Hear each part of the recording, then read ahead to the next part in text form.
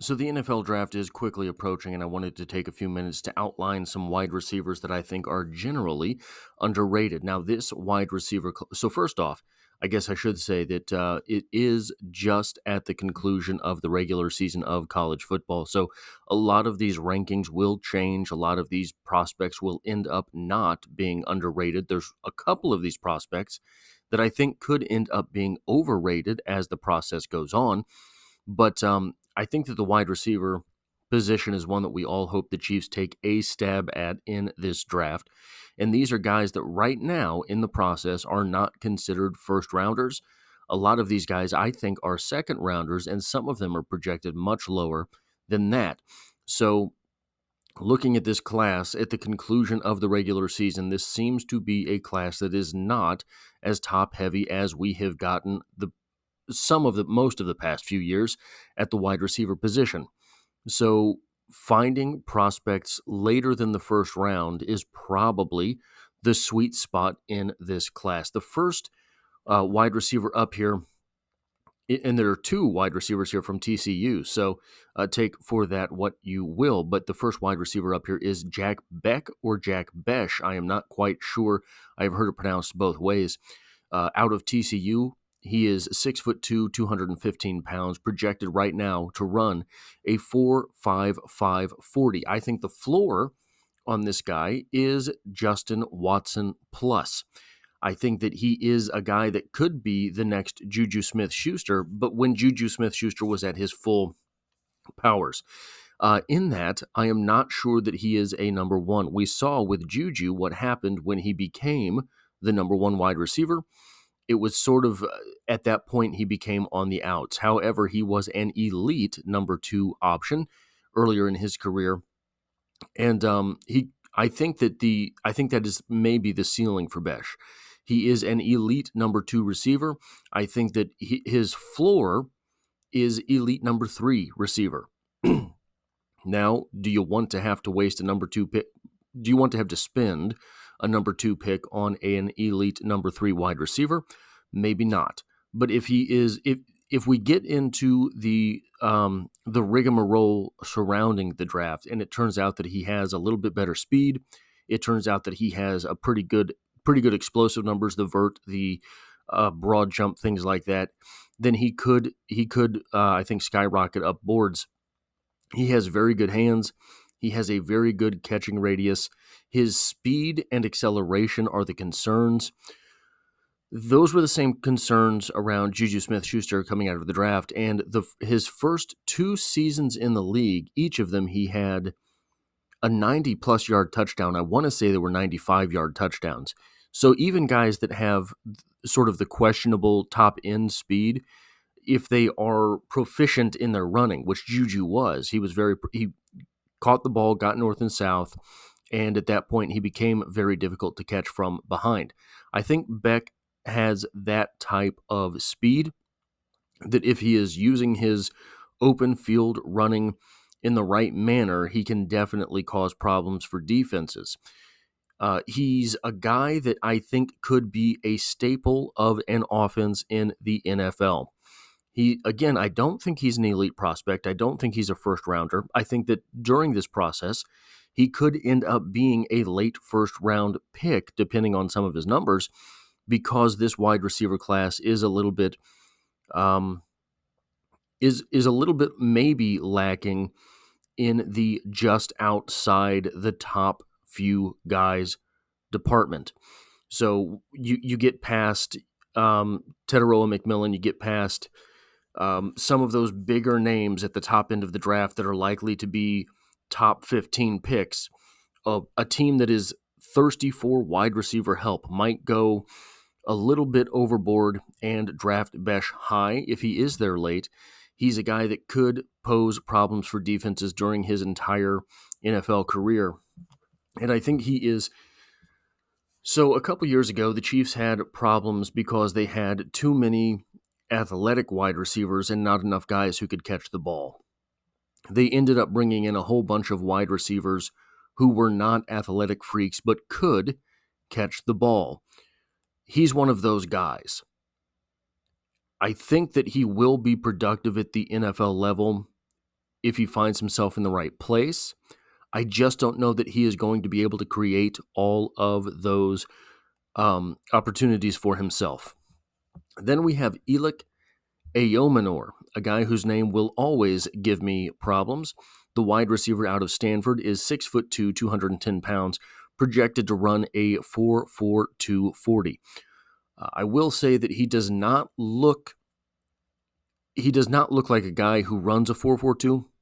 Remember, 4.42, you're 3/100ths of a second away from an elite 4.39, right? So I don't think he displays that type of speed on film.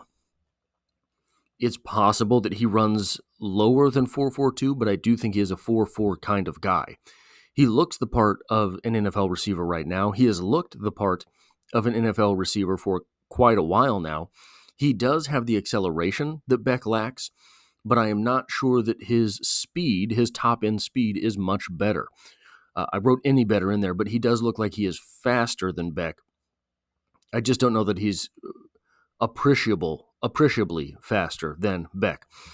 He has better after the catch than before the catch abilities, and that's something that kind of rarely transfers to the NFL. Normally in the NFL, you think back to the turn of the century when the Rams were really doing a whole lot of stuff. Torrey Holt, Isaac Bruce, one of the things that was maddening watching that football, those guys didn't get tackled. They just went down. They would not fight often for those extra yards. Isaac Bruce was later in his career, so maybe that plays into it. But those guys would catch the ball, and they knew, it seemed, maybe they were coached this way, that after the catch, run after the catch, rack, was kind of on the outs in the NFL.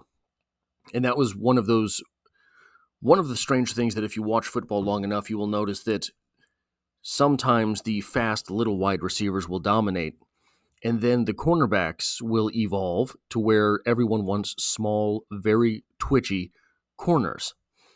Well, then the big wide receivers are able to high point the ball over their head. Then you get taller, more lumbering cornerbacks. Well, then all of a sudden, those fast, twitchy wide receivers are able to dominate again.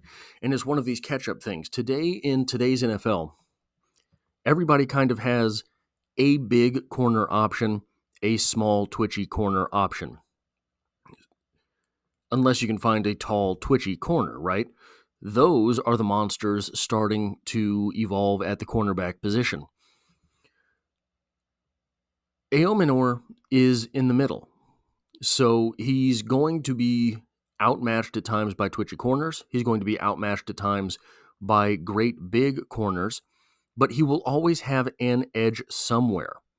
This is that type of receiver that if you can get the correct matchup, there's not going to be a correct matchup.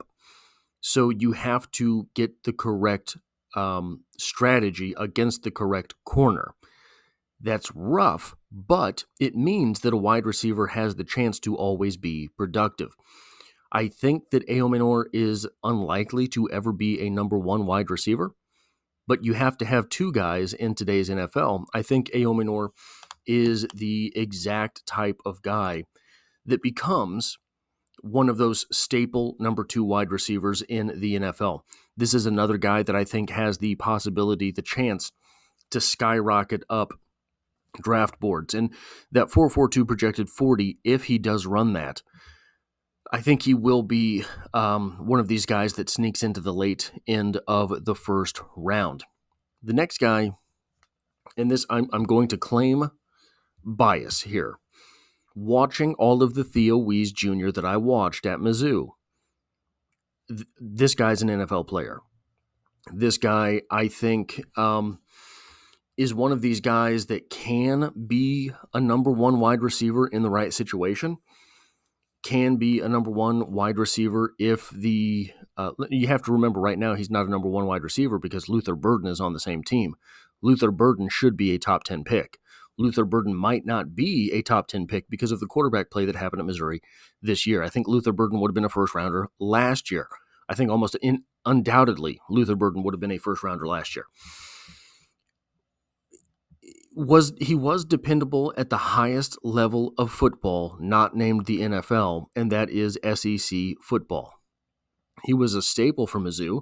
I think it's a shame they didn't have enough opportunities for him with the football. He has good hands, and he will make the catch. I don't know that he's necessarily a high point freak. I think that when you're looking at a guy who's 6'2", he looks bigger than 6'2". 192, he looks bigger than 192. He plays bigger than he is. He's projected to run another 4.42 40, a 4.21 shuttle that reportedly he ran in high school, and a 33-inch vertical that he had in high school. I don't know that he has elite traits. He will be a productive NFL wide receiver.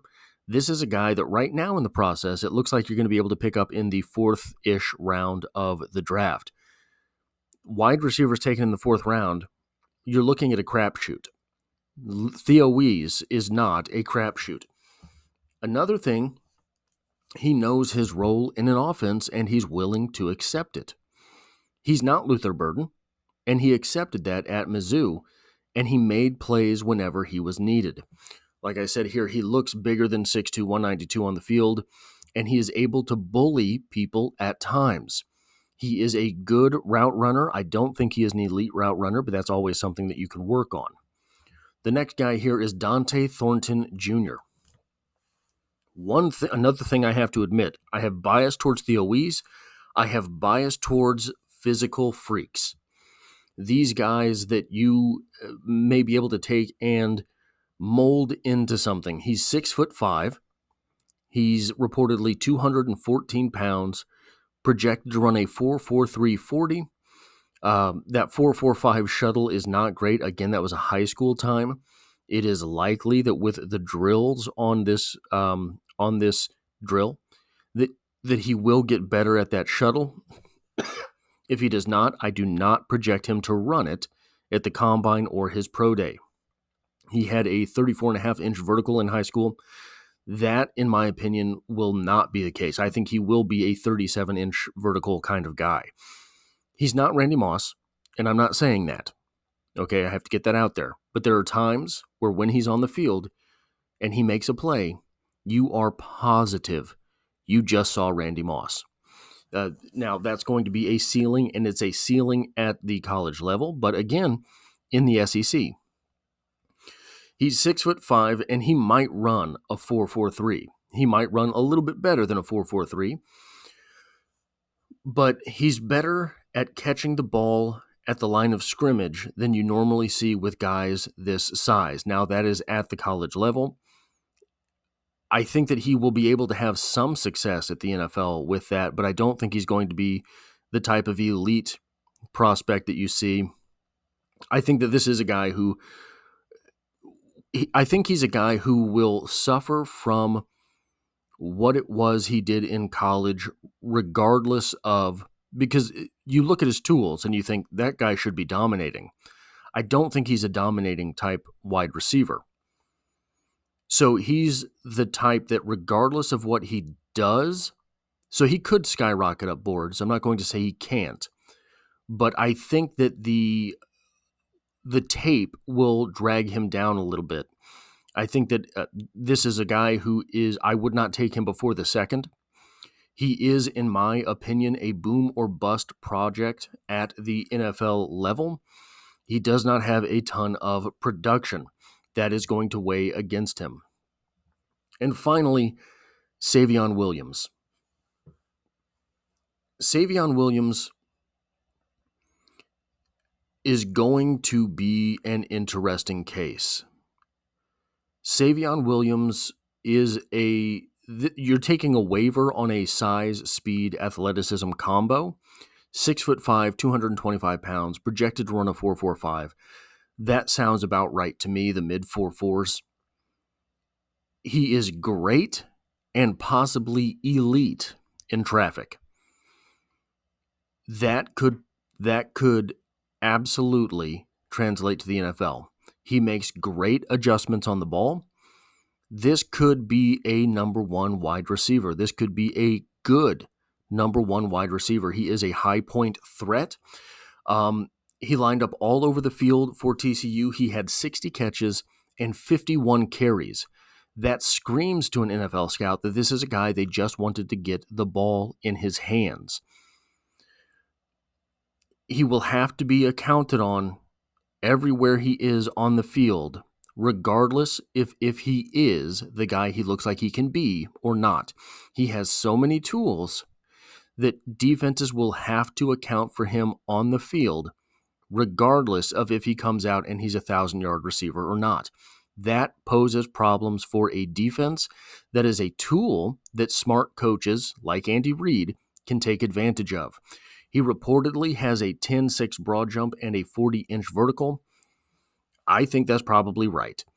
I think he could be one of those 41-inch vertical kind of guys. I think he could be an 11-foot broad jump kind of guy. If that is the case, he will be a first rounder. So these are some guys that I think have the potential that are currently underrated in the NFL draft process that I think could be skyrocketing up boards as the draft comes closer. I think that all of these wide receivers are second round talents that could go, many of them could go higher.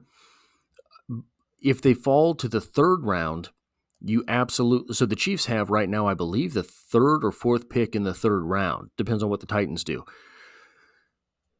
Any of these wide receivers in the third, I think the Chiefs should run to the podium with that draft card, and it would be a race to see how fast they can be integrated into the offense. Anyway, that's what I have for this video. If you like or appreciate what it is that I do here, hitting the like button really does help me out, as it tells YouTube to share this video with other Kansas City Chiefs fans. And if you find yourself here by chance but not design, consider hitting the subscribe button, because the Chiefs are the only thing I talk about on this channel. And as always, I hope to have you back for the next one.